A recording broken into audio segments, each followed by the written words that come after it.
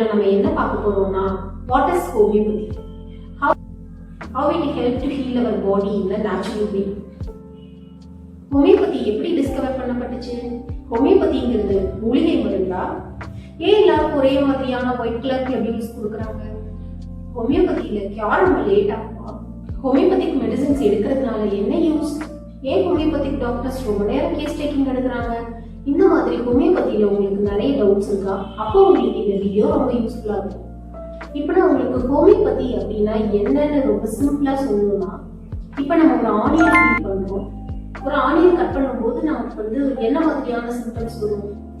Watery eyes and running nose, இதெல்லாம் காமனா எல்லாருக்கும் கிடைக்கக்கூடிய ஒரு. இப்போ இந்த ஆனியன்ல இருக்கக்கூடிய மெடிசினல் ப்ராப்பர்ட்டியை எனர்ஜியா கன்வெர்ட் பண்ணி நம்ம ஆலியப்சிபா அப்படின்னு சொல்லக்கூடிய ஒரு மெடிசனா கொடுக்கும். மெடிசனா அதை மாற்றும் போது இதே set of symptoms, watery eyes, running nose இருக்கக்கூடிய ஒரு டிசீஸ்டு பர்சனை கியூர் பண்ணுவோம் அப்படின்னு சொன்னா உங்களால நம்ப முடியுமா? That is homeopathy. இது தாங்க ஹோமியோபதியோட யூனிக்னஸ். ஹோமியோபதி அப்படிங்கிற சிஸ்டம் ஆஃப் மெடிசன் அப்படிங்கறத டாக்டர் சாமுவேல் ஹனிமன் அப்படிங்கிறவர் தான் ஃபர்ஸ்ட் டிஸ்கவர் பண்ணாரு.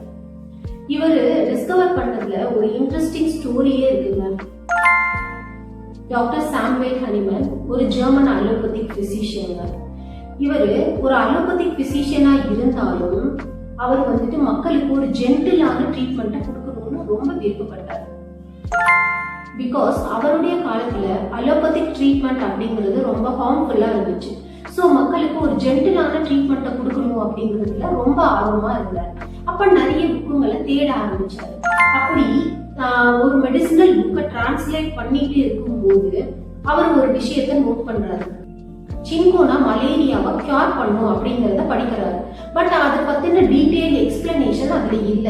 சோ இத தானே ஒரு எக்ஸ்பெரிமெண்டா பண்ணி பார்க்கணும் அப்படின்னு நினைச்ச அவரு சின்கோனாவோட எக்ஸ்ட்ராக்ட ஒரு சர்டன் பீரியட்க்கு தானே எடுக்க ஆரம்பிச்சாருங்க. சோ ஹெல்தி பர்சனா இருந்த அவர்கிட்ட மலேரியல் லைக் சிம்டம்ஸ் ப்ரொடியூஸ் ஆக ஆரம்பிச்சிச்சு. Like fever, chillness and weakness இந்த மாதிரி. சோ அப்பதான் அவர் ஒன்னு ரியலைஸ் பண்ணாரு. எந்த மெடிசன்ஸ் ஒரு செட் ஆஃப் சிம்டம்ஸை ஹெல்தி பர்சன்ல உருவாக்குதோ அதே மெடிசன்ஸ் அதே செட் ஆஃப் சிம்டம்ஸ் இருக்கக்கூடிய டிசீஸ்டு பர்சனை கியூர் பண்ணணும் அப்படிங்கிற ஒரு விஷயத்தை அவர் ரியலைஸ் பண்ணாரு. This is called like cures likes. இதுதாங்க ஹோமியோபதியோட பேசிக் பிரின்சிபல். இந்த சின்கோனா எக்ஸ்பெரிமெண்ட் மூலமா தான் ஹோமியோபதி அப்படிங்கிற சிஸ்டம் ஆஃப் மெடிசனே டெவலப் ஆச்சு. Homeopathy is not a belief, it's a combination of experience, observation and science. Nature நமக்கு கொடுத்திருக்கக்கூடிய மெடிசனை நம்ம கரெக்டா யூஸ் பண்ணா the healing is naturally possible. ஹோமியோபதிங்கிறது மூலிகை மருந்தா? S, of course. மூலிகைகள்ல இருந்தும் மெடிசன் எடுக்கப்படுது. பட் மூலிகை மட்டுமே கிடையாதுங்க. ஹோமியோபதியில பிளான்ட் சோர்சஸ்ல இருந்தும் மெடிசன்ஸ் எடுக்கிறோம், அனிமல் சோர்சஸ்ல இருந்தும் எடுக்கிறோம், மினரல் சோர்சஸ்ல இருந்தும் எடுக்கிறோம், பயோகெமிக் சால்ட்ஸ்ல இருந்தும் மெடிசன்ஸ் எடுக்கப்படுதுங்க. It's not like that of native medicines. Only நம்ம பிளான்ட் சோர்சஸ்ல இருந்தும் மூலிகைகள்ல இருந்தும் மட்டுமே மெடிசன்ஸ் எடுக்கப்படுறது கிடையாது. So that's why it's called global medicine அப்படின்னு சொல்லுவாங்க. இந்த மாதிரி சோர்சஸ்ல இருந்து எடுக்கக்கூடிய மெடிசினல் எக்ஸ்ட்ராக்ட பொட்டன்டைசேஷன் அப்படிங்கக்கூடிய ப்ரொசீஜர் மூலமா அதுல இருக்கக்கூடிய மெடிசினல் ப்ராப்பர்ட்டியை எனர்ஜியா கன்வெர்ட் பண்ணி அதை ஒரு பேஸ் ஆர் வெஹிக்கிள்ஸ் மூலமா உங்களுக்கு நாங்க மெடிசனா கொடுக்குறோம். அந்த பேஸ் எல்லாம் வெஹிக்கிள்ஸ் அப்படின்னு சொல்லப்படுறதுனால அந்த ஒயிட் கலர் க்ளோபியூல்ஸ்.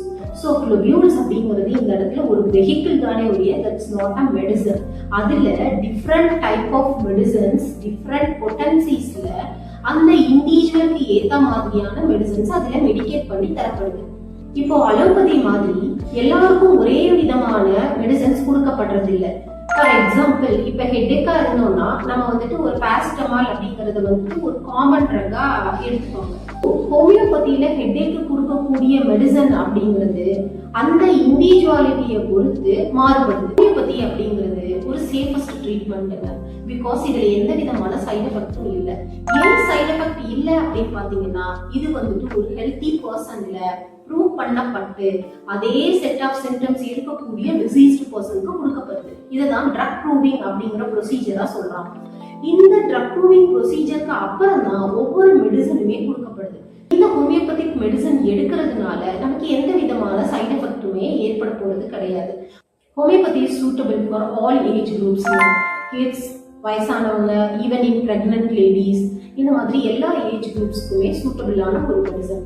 ஹோமியோபதி அப்படிங்கிறது it's stimulate our own immune system. So நம்ம பாடிக்குன்னே வந்துட்டு ஒரு செல்ஃப் ஹீலிங் பவர் அப்படிங்கிறது நேச்சுரலாகவே இருக்கு. இந்த மெடிசன்ஸ் என்ன பண்ணுது, நம்மளோட செல்ஃப் ஹீலிங் பவரை ஆக்டிவேட் பண்ணுது. So body it self fight the disease. Homeopathy treat the patient as a whole. It did not treat the symptoms of the disease. It treat the root cause of the disease. Root cause of the disease நம்ம எப்படி cure பண்ண முடியும்? ஒரு பேஷண்டோட இண்டிவிஜுவாலிட்டியை நம்ம தெரிஞ்சுக்கிறதுக்கு மூலமா root cause of the டிசீஸையே நம்ம கியூர் பண்ண முடியும். இண்டிவிஜுவாலிட்டியை தெரிஞ்சுக்கிற முறை தான் கேஸ் டேக்கிங் அப்படிங்கிறது. கேஸ் டேக்கிங் அப்படிங்கிறது it's a heart of homeopathy அப்படின்னு சொல்லி தான் சொல்லணும். கேஸ் டேக்கிங் மூலமா தான் ஒரு பேஷண்டோட தனித்துவத்தை நம்ம தெரிஞ்சுக்க முடியும்.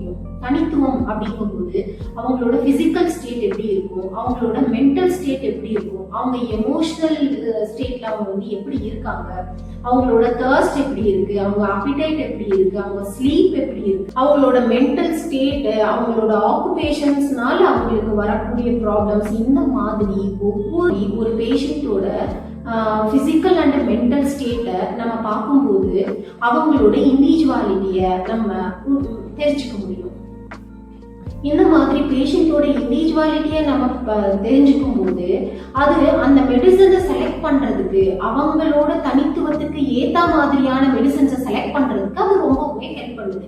ஒரு பேஷண்டோட தனித்துவத்தை நம்ம கண்டுபிடிச்சிட்டோம் அப்படின்னா ஒரே மெடிசன்ல அவங்களோட பிசிக்கல் ஸ்டேட்டும் சரி, அவங்களோட மென்டல் ஸ்டேட்லயும் இருக்கக்கூடிய ப்ராப்ளம்ஸை நம்ம கியூர் பண்ண முடியும்.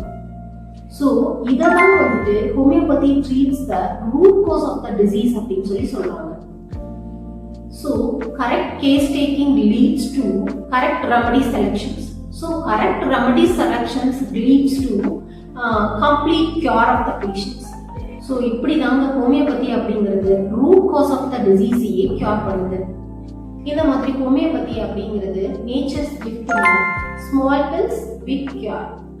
இந்த மாதிரி ஹோமியோபதி பத்தி நீங்க நிறைய தெரிஞ்சுக்கணும்னா சேனலை ஃபாலோ பண்ணுங்க, உங்க ஃப்ரெண்ட்ஸ் அண்ட் ரிலேட்டிவ்ஸ்க்கு ஷேர் பண்ணுங்க.